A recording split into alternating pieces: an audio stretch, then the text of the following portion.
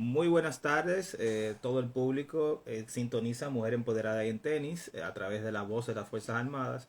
El día de hoy con ustedes el doctor Carlos Lebrón. Vamos a estar tratando un tema de suma importancia, lo que es el sedentarismo y la inactividad física y el impacto que tiene en las enfermedades metabólicas. El día de hoy Tony no nos acompaña por situaciones personales, pero tenemos a Vladimir aquí con nosotros en cabina, en el cual nos va a estar dando asistencia. Bien, entrando en materia, hemos hablado de en intervenciones anteriores de lo que son las actividades físicas, realización de ejercicio para la mejoría metabólica y de ciertas patologías, pero el día de hoy quiero tratar un tema de suma importancia porque en los últimos semanas, meses, estoy viendo personas jóvenes con enfermedades crónicas debutando con patologías crónicas no transmisibles y el denominador común es la inactividad y el sedentarismo. Que ojo, no es lo mismo, vamos a ver las diferentes vertientes de cada uno y también vamos a ver cuáles son los conceptos entre uno y otro para poder diferenciar. Primero, la Organización Mundial de la Salud se refiere a sedentarismo como a cualquier comportamiento caracterizado por un gasto energético disminuido, principalmente. Y como estar sentado, acostado, reclinado. Y un consumo de oxígeno bajo. Por otra parte, la inactividad física se refiere a cualquier nivel de movimiento en el cual resulta insuficiente para cumplir con las recomendaciones del Colegio Americano de Medicina del Deporte. Recuerden, y hemos hablado de eso en intervenciones anteriores. ¿Cuáles son esas recomendaciones? Recuerden, 150 a 300 minutos a la semana de actividad física de moderada intensidad, que serían 60 minutos al día de actividad física. Personas que no llegan a esa normativa son personas con inactividad física. O sea que un sedentario y una persona inactiva es totalmente diferente. El inactivo posiblemente esté haciendo actividad aunque no llegue a los requerimientos diarios, pero el sedentario es totalmente, como dice la palabra, y perdonen la redundancia, sedentario, no hace absolutamente nada. ¿Por qué traigo esto a colación y por qué traigo la parte del sedentarismo? Fíjense, el sedentarismo en los últimos 30 años ha cobrado la salud de múltiples personas. Según los datos, aproximadamente, según la OMS, la Organización Mundial de la Salud, estamos hablando que el 60% de la población a nivel mundial no realiza suficiente actividad física. O sea, es sedentaria completamente. Y las causas, le hemos explicado aquí cuando hablamos de obesidad, recuerden que la obesidad hablamos de que es multifactorial. Asimismo ocurre con el sedentarismo.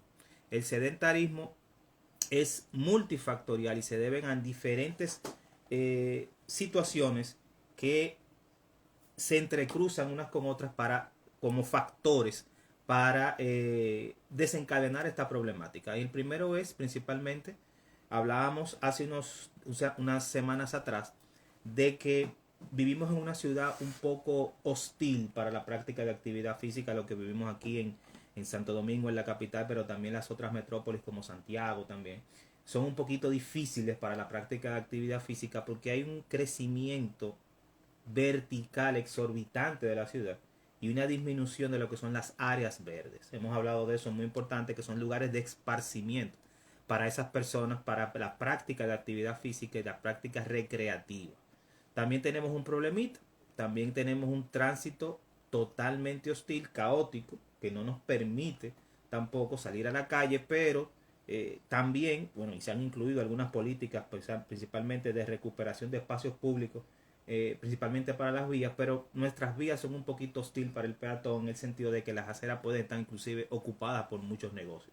Y eso es problemático porque no caminamos, no hacemos actividad física, no nos recreamos porque, número uno, no tenemos el espacio, pero también existen otros vínculos. Dentro de ellos están los vínculos tecnológicos.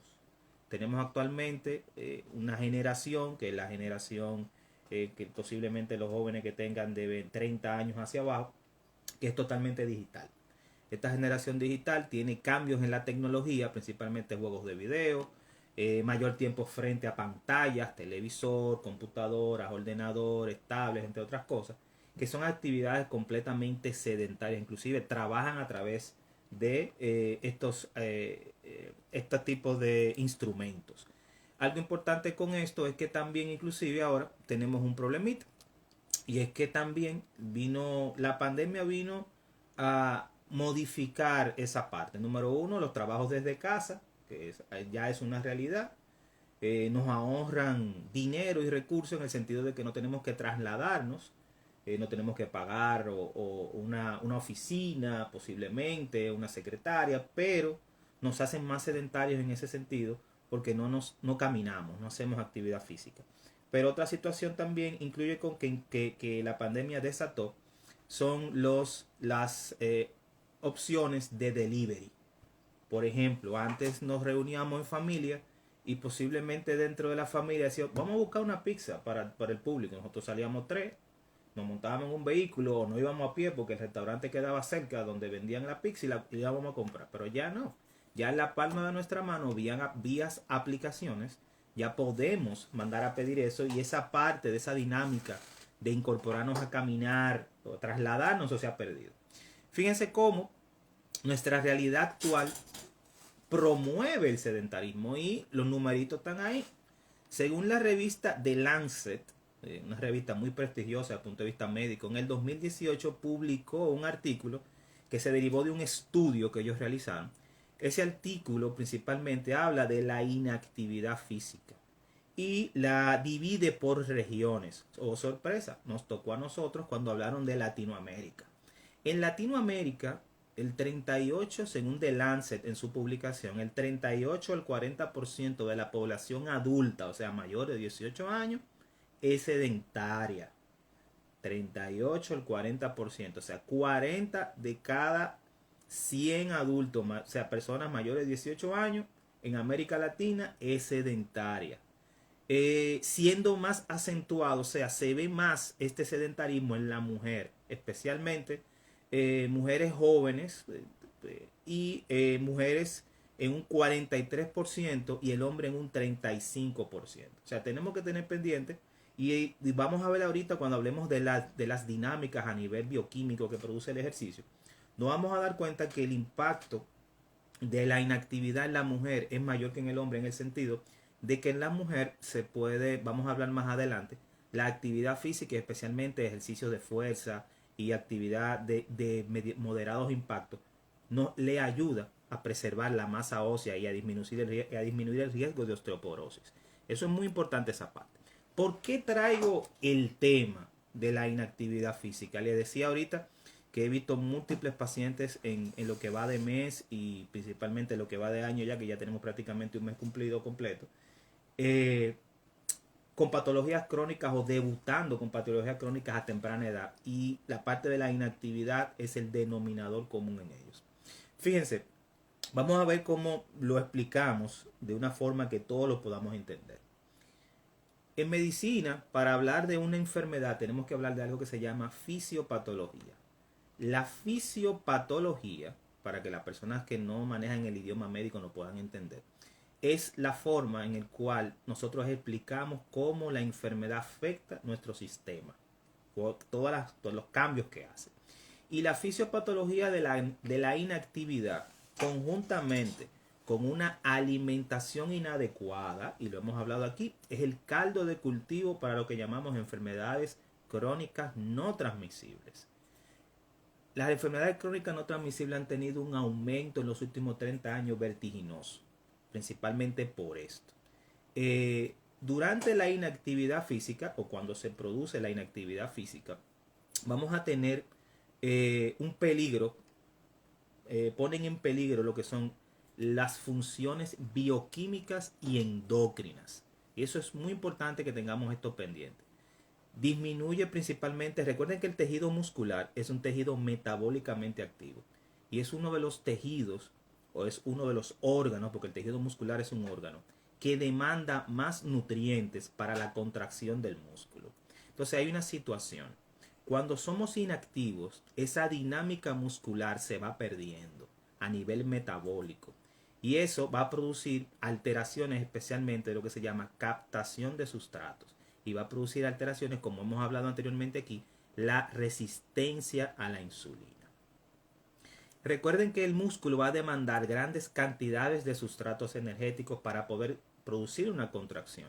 Y dentro del músculo, y como cualquier célula, existen lo que en medicina llamamos organelas celulares. ¿Qué son las organelas celulares? Bueno, son diferentes entidades que se encuentran dentro de las células para producir una función específica. Dentro de estas organelas, una de las principales se llama mitocondria. Anoten ese nombre, lo van a buscar en Google ahorita y cualquier pregunta, duda o comentario, escríbanme en las redes sociales, en @un estilo de vida fit, que les respondemos. Pero ¿qué pasa con esa mitocondria? Esa organela celular es la responsable, en medicina le decimos, de producir lo que se llama respiración celular. Pero para que todo el mundo entienda, ellas lo que hacen es producción de energía.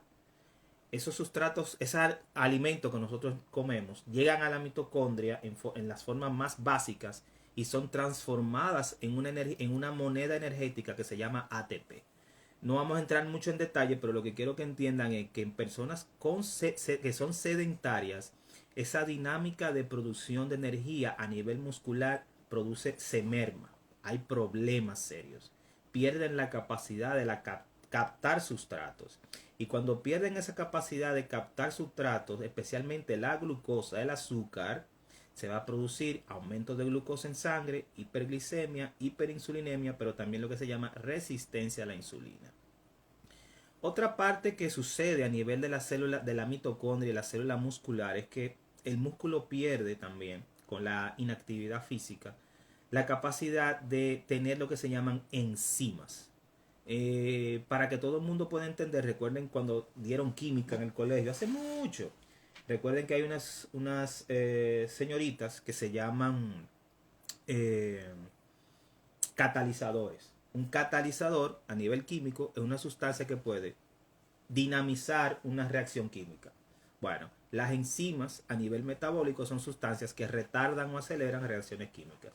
Y esas sustancias se pierden, que vendrían siendo como la que promueven o propulsan un metabolismo correcto y se van perdiendo con la inactividad, principalmente en personas sedentarias. Entonces, esto conjuntamente con la obesidad es el caldo de cultivo de las enfermedades crónicas modernas, diabetes, resistencia a la insulina, problemas con el colesterol y triglicéridos, hipertensión arterial, obesidad. ¿Por qué? Porque el músculo, recuerden que se ve afectado en toda la forma de realizar lo cotidiano. Entonces, la mala alimentación conjuntamente con ese sedentarismo es el vínculo, o sea, lo cual se vincula con estas patologías. Recuerden, y lo hemos hablado aquí, que la grasa se almacena en dos compartimentos. Un compartimento subcutáneo por debajo de la piel y un compartimento visceral. Y hemos hablado aquí de que la grasa, los compartimentos de almacenamiento de grasa son finitos, o sea, llegan a un límite. Es como que yo tenga el espacio aquí en cabina y yo tenga un camión con cajas de medicamentos que me lleguen ayer y tengo que poner eso aquí adentro. Va a llegar un momento en que la cabina se va a llenar de cajas y yo voy a tener que buscar dónde ponerla. Voy a tener que ponerla en el lobby, voy a tener que poner la parte en el parqueo. Entonces así mismo pasa con la grasa. La grasa, cuando llena el compartimiento donde ella debe de estar, va a emigrar hacia otros sitios. Y al emigrar hacia otros sitios va a producir alteraciones en esos órganos. Cuando recuerden, por ejemplo, ustedes le hacen una sonografía y le encuentran grasa en el hígado. Sí, eso fue que la grasa llegó a un tope a nivel abdominal y está infiltrando diferentes órganos como es el hígado, el páncreas, pero oh sorpresa, esa grasa también hace una migración y entra en el músculo. En personas con obesidad y sedentarismo tenemos lo que se llama aumento de grasa intramuscular. Y eso es sumamente importante porque esa grasa intramuscular va a alterar lo que es la dinámica de ese músculo, conjuntamente con la captación de insulina, y va a producir lo que se llama resistencia a la insulina.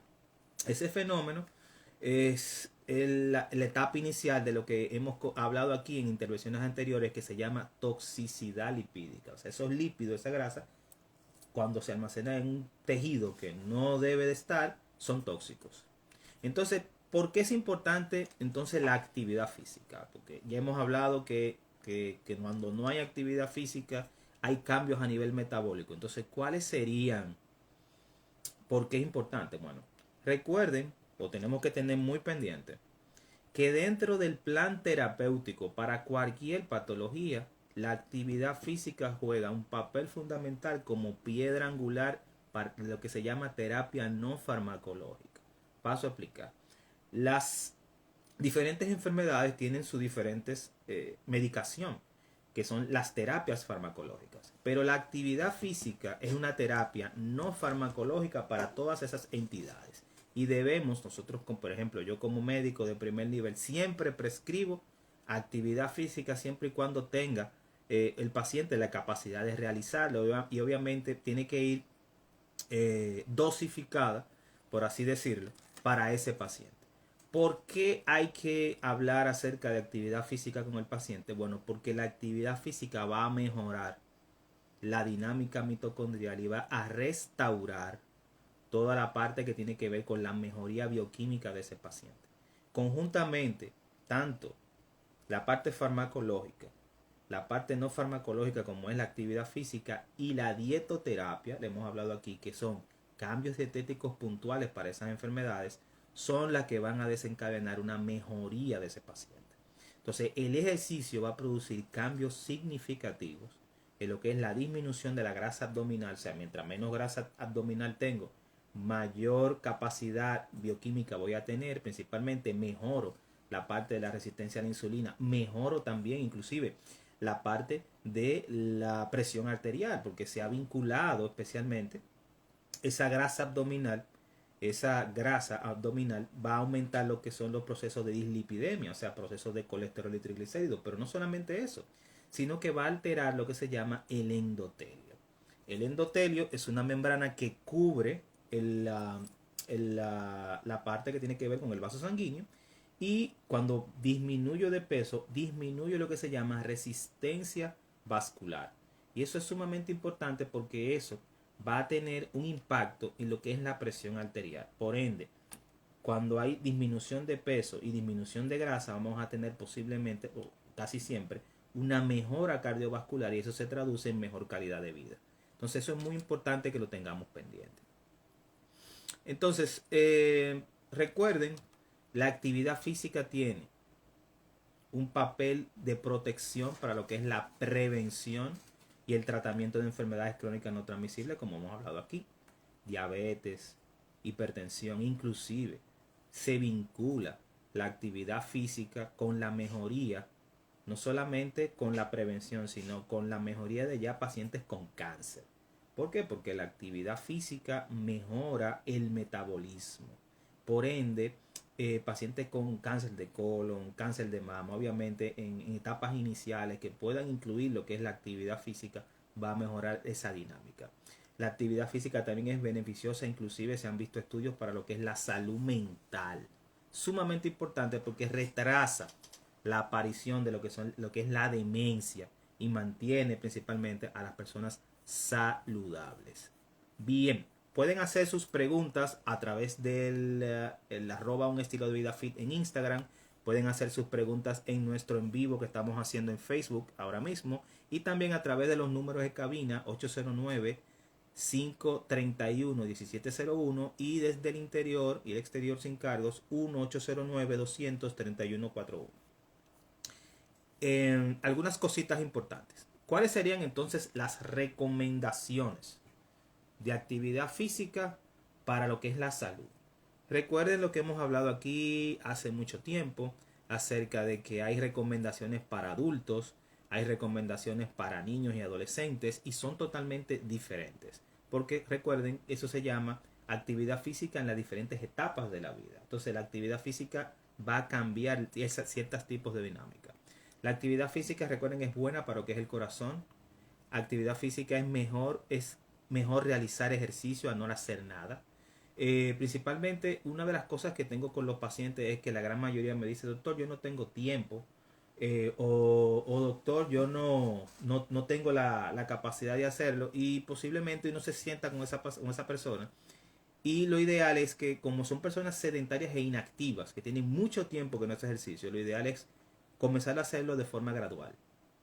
¿Qué es forma gradual? Bueno, esa persona posiblemente no te va a cumplir la hora diaria, pero esa persona te puede realizar actividad física paulatinamente. Me explico. Bueno, si esa persona puede hacer 15 a 20 minutos de actividad física diariamente, vamos a comenzar con eso, que sería el mínimo. Pero cuando vayamos avanzando lo que es la terapia no farmacológica, podemos semanalmente ir incluyendo de 5 a 10 minutos hasta que llegue a lo que son los 60. O inclusive si en un día él no te puede hacer los 60 corridos, que te haga 10 minutos, 10 minutos, 10 minutos, hasta que llegue a los 60. Principalmente personas con ciertas limitaciones funcionales. Entonces, ¿cómo sería la actividad física? Fíjense, se habla de 150 a 300 minutos de actividad física aeróbica, o sea, ejercicios, puede ser caminatas. Recuerden que en personas con obesidad tenemos que tener algo pendiente. Las personas con obesidad no pueden hacer actividad física de altos impactos, y lo hemos mencionado aquí. O no es que no pueden, sino no deben hacerlo. Porque de poder cualquiera puede, pero de deber no deben hacerla. ¿En qué sentido? En que las personas que tienen sobrepeso y obesidad tienen un problema de lo que se llama distribución de la carga. Por ende, cuando tratan de, por ejemplo, caminan y tratan de aumentar el paso por la alteración en la dinámica mecánica de lo que es la locomoción o caminar, pueden producir alteraciones de diferentes balances en lo que son las articulaciones que llevan carga, especialmente caderas, rodillas y tobillo, y puede producir lesión. Entonces, las personas que son inactivas y comienzan a sentir dolor durante la actividad física asocian dolor y ejercicio. Y al asociar dolor y ejercicio abandonan y nunca vuelven a hacer ejercicio. Entonces lo ideal es dosificar el ejercicio. Vamos a caminar primero y luego que tengamos por lo menos un 5 o un 8% de peso inicial abajo, ahí vamos a incluir lo que son el trote o otro tipo de actividad física para que no maltratemos nuestras articulaciones. Entonces, hemos mencionado aquí también de que existen actividad física o ejercicios que se pudieran hacer para personas, por ejemplo, con obesidad y sobrepeso, que son ejercicios en los cuales no tengan un impacto del suelo hacia las articulaciones, especialmente natación. Hablamos aquí de natación, hablamos aquí de bicicleta estacionaria, no bicicleta de ruta, no es que usted va a coger para San Cristóbal en una bicicleta, ¿no? Y hablamos aquí también de lo que son las máquinas elípticas, o sea, personas que tengan ya acceso a un gimnasio, a unas instalaciones deportivas, pudieran hacer eso para disminuir lo que es el impacto. Obviamente, si no tienes esos artefactos, caminar es la mejor terapia. Pero no trote ni corra. Primero camine, vamos a bajar de peso primero, por lo menos un 5 o un 8%, para después aumentar un poquito la dinámica a poder trotar o correr. Sí. Bueno, tenemos otra parte en lo que es el fortalecimiento. Algo importante con esto, y es que no solamente tenemos que caminar, tenemos que hacer ejercicio de fuerza. En las últimas guías del Colegio Americano de Medicina del Deporte, en los últimos 6, 7 años, han incluido el ejercicio de fuerza para la mejoría de lo que es la parte cardiovascular y de patologías crónicas no transmisibles, pero también la prevención. Cuando se hace ejercicio de fuerza, aumentamos lo que es esas modificaciones a nivel muscular que mencionamos al principio del programa, pero también cuando se hacen esos ejercicios de fuerza podemos mejorar, especialmente en mujeres, se asocia a lo que se llama la dinámica que tiene que ver con el remodelado del hueso. Por ende, prevenimos osteoporosis, o sea, ayuda a prevención de osteoporosis. Así que es muy importante el ejercicio de fuerza, importantísimo esa parte. Entonces, algo que nos queda es la actividad física en niños. En niños es totalmente diferente que en adultos. Las que mencionamos anteriormente son en adultos. ¿Por qué hablo en niños y adolescentes? Bueno, porque los niños y adolescentes en los últimos años están teniendo prácticamente patologías crónicas similares a las que tenían los adultos hace 25 o 30 años. ¿Por qué? Bueno, por el sedentarismo, como hablamos ahorita, pero también por la mala alimentación. Tenemos jovencitos con 14, 15, 16 años debutando con prediabetes, y esos jovencitos también tienen lo que se llama las modificaciones que hemos hablado cuando hablamos de obesidad infantil hace unos meses atrás. Entonces esos jóvenes se benefician de actividad física y especialmente una disminución de lo que es el tiempo de pantalla. frente a una computadora, frente a un ordenador, frente a una tablet. Tenemos que disminuir el tiempo de pantalla. Algo importante con ellos es que los niños y adolescentes se benefician. Hablábamos de 45 a 60 minutos en el adulto. Ellos se benefician prácticamente el doble. Posiblemente una hora, hora y media diariamente de actividad física de moderados impactos o actividad física vigorosa. Puede ser practicar un deporte, obviamente siempre y cuando no tengan una condición de base. Por eso es importante evaluarse con su médico antes de prescribir actividad física o de mandar a hacer actividad física a un adolescente o preadolescente o niño, porque muchos de ellos a nivel cardiovascular no están aptos para la actividad, pero también a nivel del cuerpo. Por ejemplo, la semana pasada me llegó un jovencito a la consulta y me dice que la mamá me dice que lo va a incluir en una liga de pelota. Cuando yo evalúo al niño, el joven tiene 14 años y pesa más que yo. Yo peso 180 libras, yo tengo 5 pies 6 pulgadas, pero yo levanto pesa y hago ejercicio. Bueno, el niño pesa 210. Y yo digo, no, espérate, tú no puedes poner a ese joven a ir a una liga de pelota porque él va a hacer actividad física y él va a bajar de peso. No, espérate un momentito.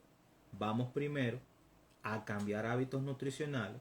Vamos primero por lo menos a bajar entre un 8 a un 10% de su peso para después tú comenzar a cambiar lo que es la actitud física de ese joven. Vamos primero con pequeños pasos y metas que sean a corto y a mediano plazo y que sean medibles y tangibles que él pueda llegar para luego ponerlo a la disciplina deportiva. ¿Por qué? Porque se le exige demasiado.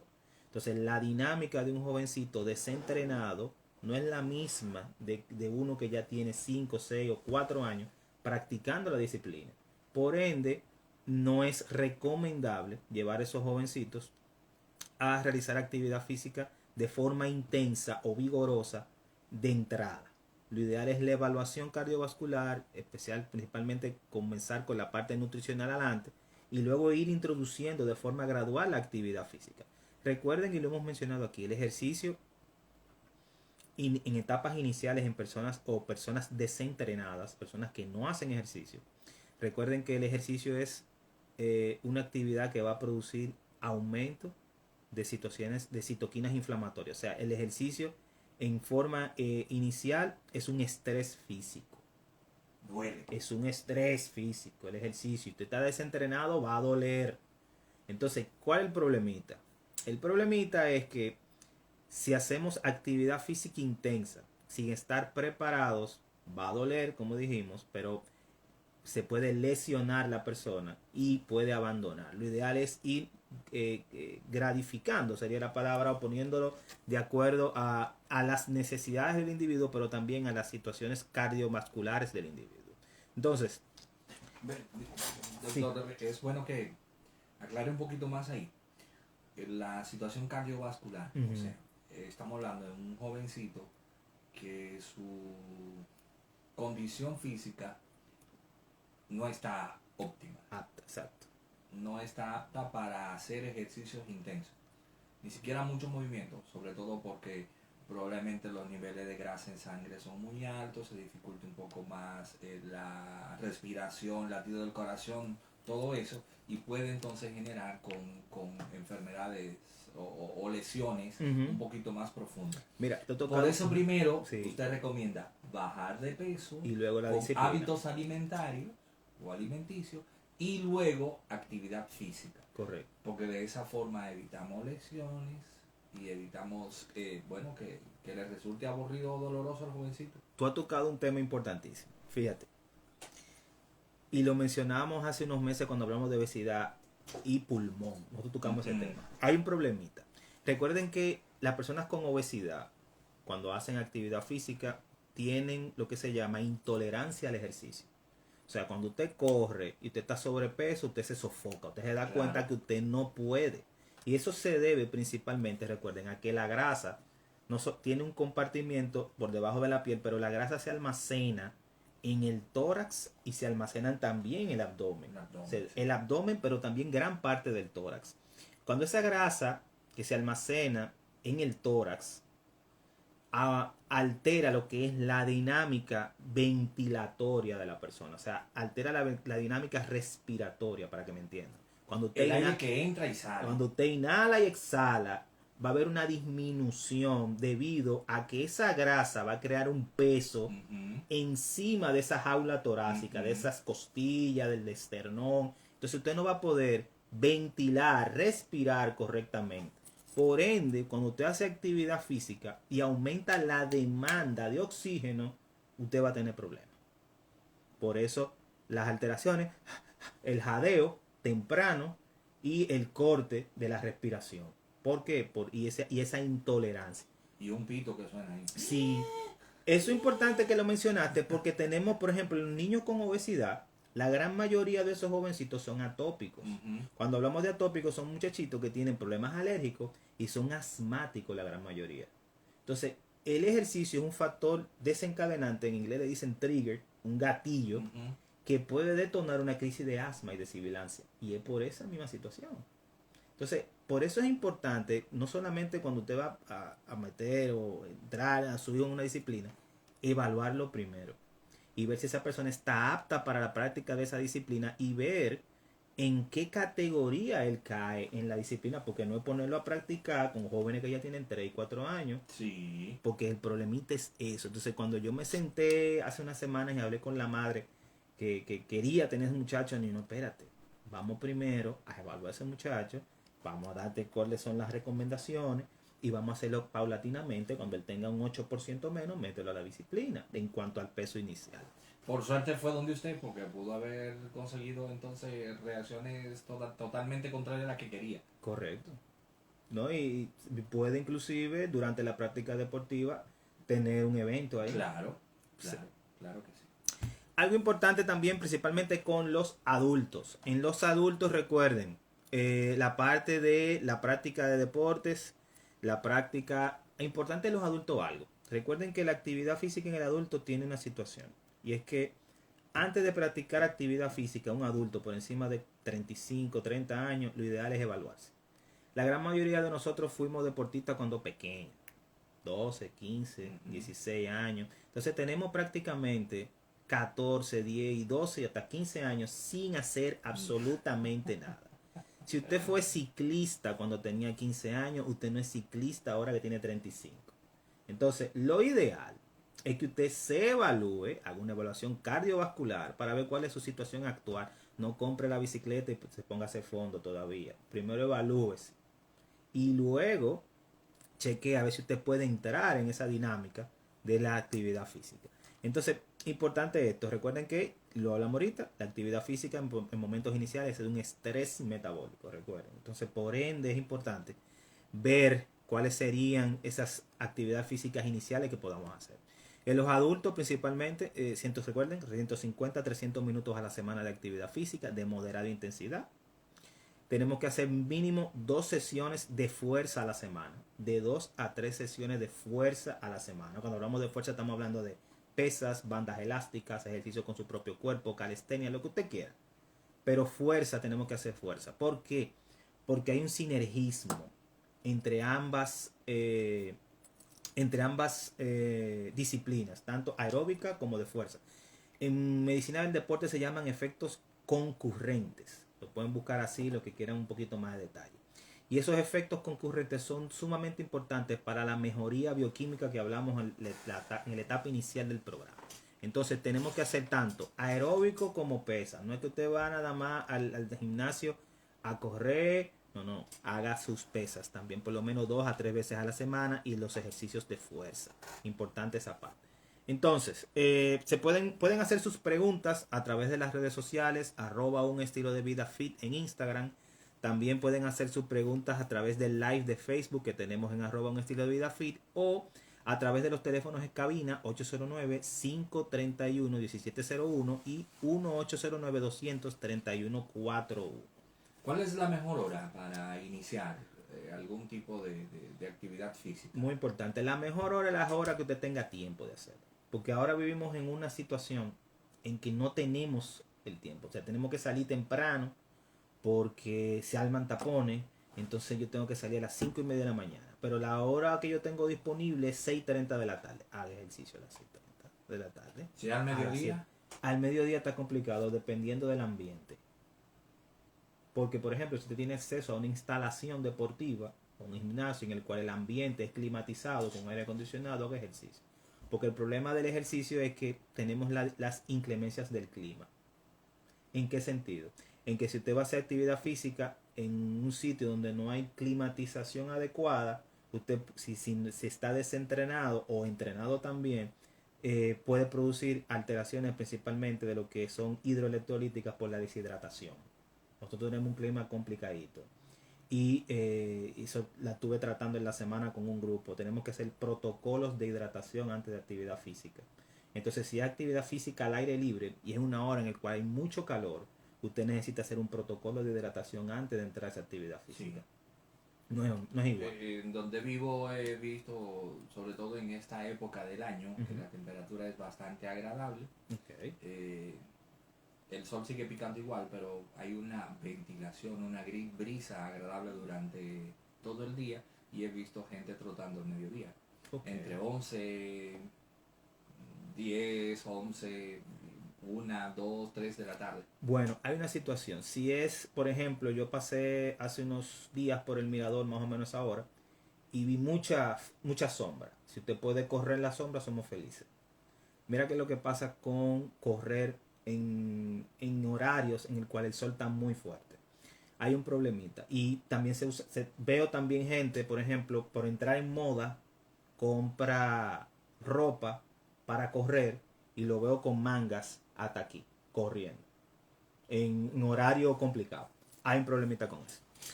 Nosotros, nuestra piel, hacemos lo que es la sudoración. Cuando producimos sudor, es que nuestro cuerpo está sacando una temperatura.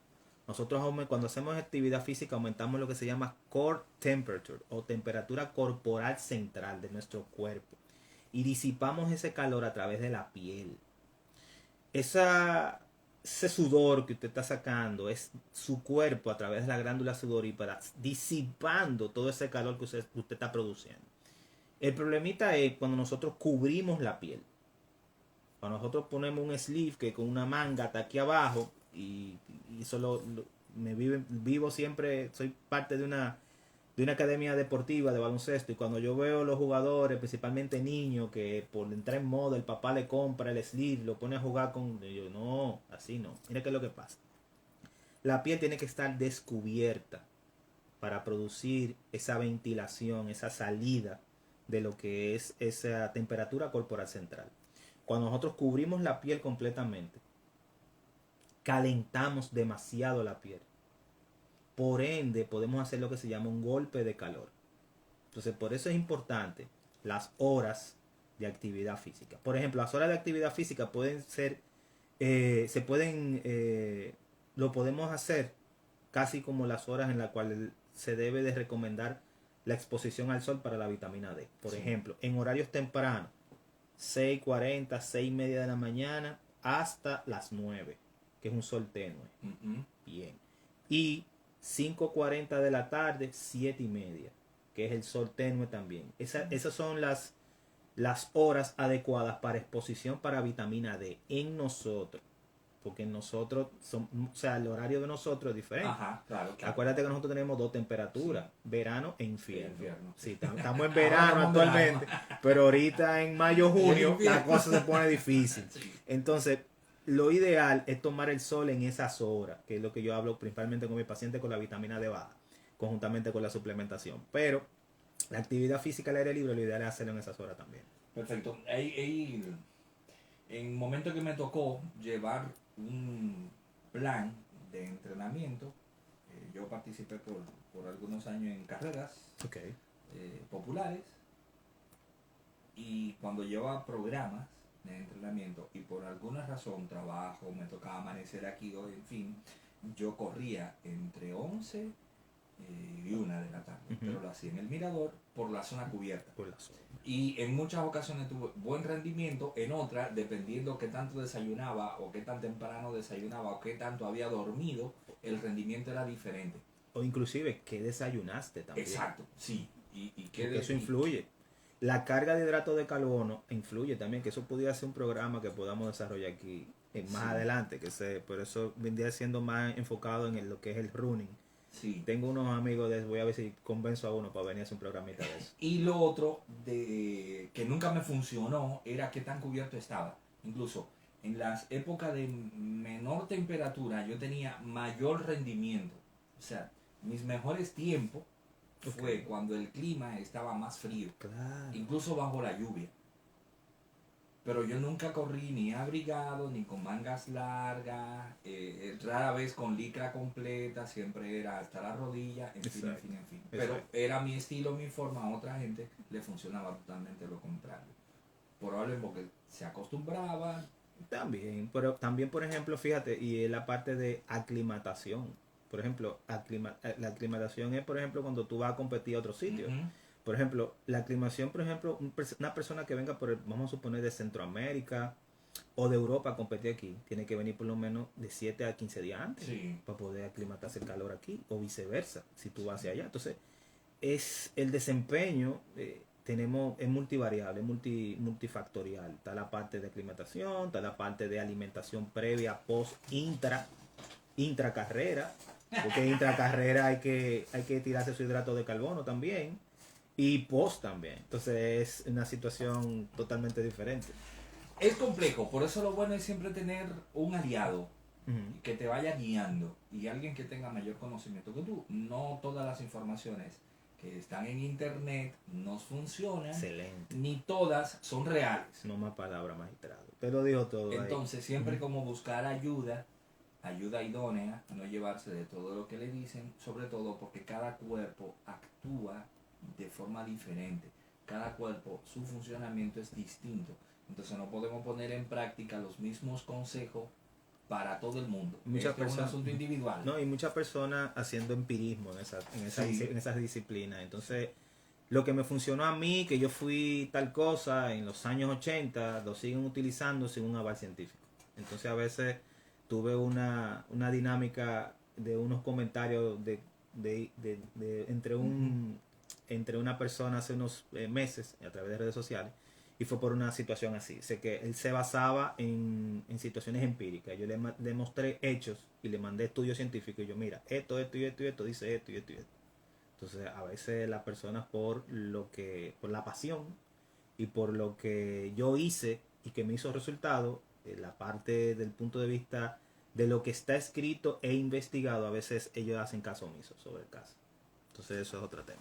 una de las ventajas que tenemos es todas esas informaciones que podemos poner en práctica en nuestro rendimiento como atleta y en nuestro rendimiento como persona que quiere realizar una actividad física.